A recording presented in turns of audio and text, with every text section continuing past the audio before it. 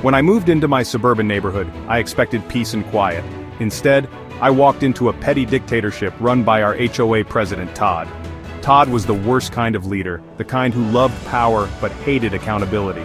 He enforced ridiculous rules, like fining people $200 for leaving their trash cans out a minute past 9 in the morning, but blatantly ignored the rules when it suited him. His own yard was a mess of unpermitted structures, and his fence was taller than allowed by city ordinances. But Todd's true sin? Using the HOA as his personal piggy bank. At first I tried reasoning with him. My fence was slightly off color because the approved stain wasn't available and he fined me $500. I explained, provided receipts, and asked for leniency. Todd smirked, said, "Rules are rules," and walked away.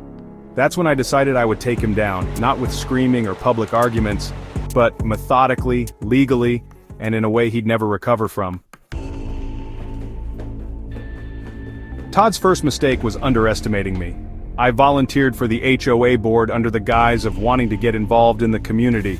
I played the part of the eager, naive newbie perfectly. For 2 years I attended every meeting, quietly observing how Todd operated. I learned he controlled the board by bullying other members and burying them in paperwork. He'd push through votes when only his allies were present, and conveniently lose paperwork submitted by dissenting homeowners. I kept my head down, took detailed notes, and waited.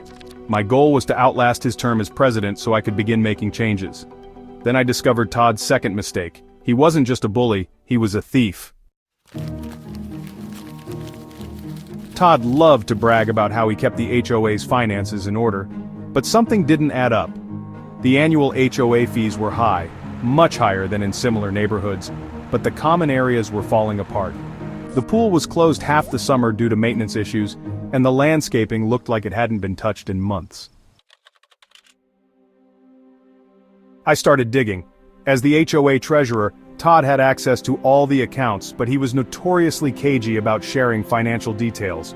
I asked for the budget during a meeting and Todd laughed it off, saying, "Don't worry, I've got it under control." I filed a formal request for the financial records, which under HOA rules he was required to provide. Weeks went by with no response. That's when I started talking to neighbors. Turns out, I wasn't the only one suspicious. Over a dozen homeowners had requested access to the budget over the years, only to be ignored. One neighbor claimed Todd had used HOA funds to install a new patio at his house, while another swore he'd seen Todd's kids at the community pool during its maintenance closure. Armed with these suspicions, I filed a formal complaint with the HOA board, forcing Todd to provide the records. He stalled, but I wasn't backing down. When Todd finally handed over the financial documents, they were a mess. Invoices were missing, payments were mislabeled, and some expenses were downright bizarre. A $15,000 landscaping fee paid to a company that didn't exist. Thousands spent on administrative costs with no explanation. I cross-referenced the HOA's bank statements with public records and found the smoking gun. Todd was funneling money to his personal accounts. Even better, I discovered Todd had been inflating contractor fees, pocketing the difference, and splitting the profits with his buddy, a shady contractor who handled most of the HOA's maintenance. I compiled everything into a detailed report, complete with spreadsheets, photos, and notarized statements from neighbors who had seen Todd's antics firsthand. I waited for the annual HOA meeting, which was typically a snooze fest attended by only a handful of homeowners. But this time, I made sure people showed up. I spent weeks knocking on doors, explaining what Todd had been up to. I didn't share everything, just enough to get people angry and curious. On the night of the meeting, the room was packed. Todd started the meeting like usual, droning on about how difficult it was to manage the HOA and how much he'd sacrificed for the community. That's when I stood up. I calmly asked if he could explain some discrepancies in the budget. Todd laughed nervously and said, "I don't think this is the time or place." I replied, "Actually, Todd, it's the perfect time." I handed out copies of my report to everyone in the room. The mood shifted instantly. People started reading, whispering, and then shouting. Todd tried to regain control, but it was too late. I called for a vote to remove him as president. By the end of the night, Todd was out. After Todd was removed, we hired an independent auditor to go through the HOA's finances. They confirmed everything. Todd had embezzled over $50,000, mismanaged tens of thousands more, and committed multiple counts of fraud. We reported him to the police and filed a civil lawsuit to recover the stolen funds, but it didn't end there.